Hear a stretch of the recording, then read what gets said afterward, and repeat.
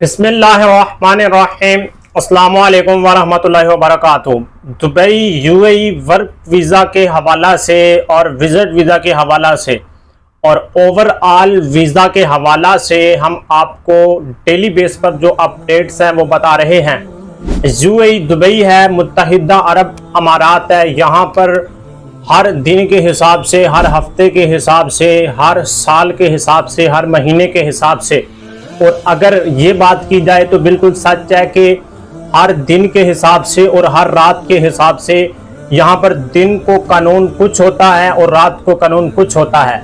तो इसी मुनासबत से हमने आपको जो है ये चैनल दिया है। हम इस पर रियलिटी और हकीकत आपके सामने रख रहे हैं। तो जानने के लिए कंप्लीट ये वीडियो देख लीजिएगा। कुछ अहम अपडेट्स सामने आ रही हैं। बहुत सारी वीडियोस मेरे सामने से गुजरी। ज़ाहिर है कि लोग व्यूज़ की खातिर और अपनी दुकानदारी चमकाने के लिए ये सारी चीज़ें कर रहे हैं। तो हमारा हक है कि हम आपको रियलिटी और हकीकत बताएं। तो सबसे जो बड़ी अपडेट सामने आ रही है वो ये आ रही है कि हर दूसरा बंदा ये वीडियो बना रहा है कि जी दुबई यूएई वीज़ा के हवाला से अभी आपको एम्बेसी में जाना पड़ेगा।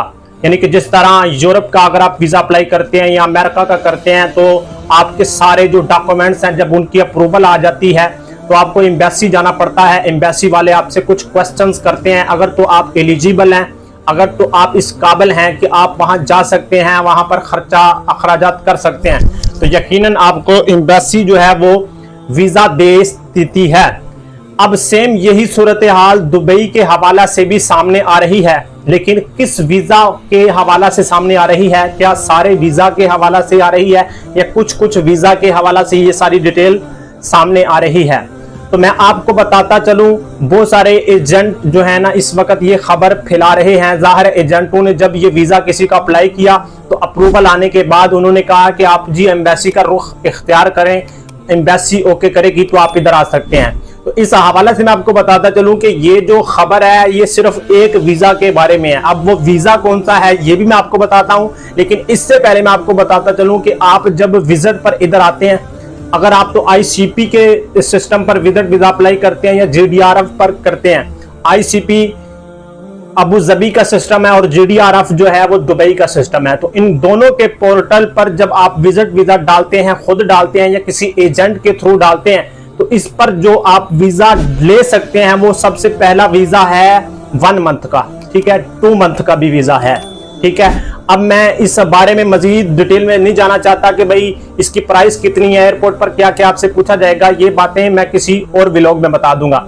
लेकिन इन दोनों वीज़ा के बारे में अभी तक कोई भी अपडेट सामने नहीं आई कि अगर आप 1 मंथ का डालते हैं तो 2 मंथ का डालते हैं, अगर वो उसकी अप्रूवल आती है तो आपको एम्बेसी जाना पड़ेगा। इन दोनों वीज़ा के बारे में अब तक की जो लेटेस्ट अपडेट्स हैं उनके मुताबिक कोई भी ऐसी खबर हमारे सामने नहीं आई कि आपको एम्बेसी जाना पड़ेगा।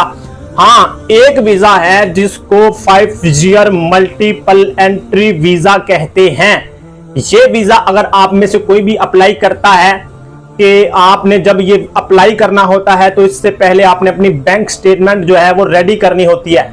बैंक स्टेटमेंट कितनी होनी चाहिए? मैक्सिमम भी 12 से 13 लाख अगर आपकी है तो आप ये वीज़ा अप्लाई कर सकते हैं। और 5 साल ये विजिट वीज़ा है, आप जब चाहे इधर आ सकते हैं, जब चाहे इधर से जा सकते हैं, ठीक है। 5 साल के लिए, 5 साल के बाद आपको फिर दोबारा से अप्लाई करना पड़ेगा। तो ये वीज़ा अगर आप अप्लाई करते हैं, इसके लिए एलिजिबल हैं, तो आपकी अप्रूवल आने के बाद जो है आपको एम्बेसी जाना पड़ेगा। बहुत सारे एजेंटों ने ये डाला होगा तो उनको ये अप्रूवल आई होगी, तो उन्होंने व्यूज की खातिर, सस्ती शोहरत की खातिर और लोगों को मजीद जुनाबे वाला मुश्किलात के अंदर डालने के लिए हर एक वीज़ा के बारे में बता दिया जी अब विजिट पर भी ये होगा, वर्क में भी होगा। तो ऐसा कोई भी सीन नहीं है। ये बातें समझ लें, सिर्फ एक वीज़ा के बारे में 5 ईयर मल्टी एंट्री वीज़ा के हवाले से ये अपडेट्स हैं। तो ये चल रहा है, मुकम्मल तौर पर आपको हमने बता दिया। नेक्स्ट वीडियो के साथ फिर मिलेंगे, तब तक के लिए अल्लाह हाफिज़।